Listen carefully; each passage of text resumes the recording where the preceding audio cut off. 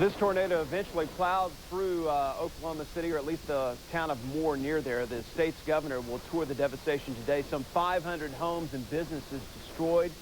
More than 100 people are hurt. Fortunately, none seriously. 130 miles an hour. You're looking at it right there, severely damaging 40 structures, including 8 apartment buildings. The twister also canceled classes at 3 public schools.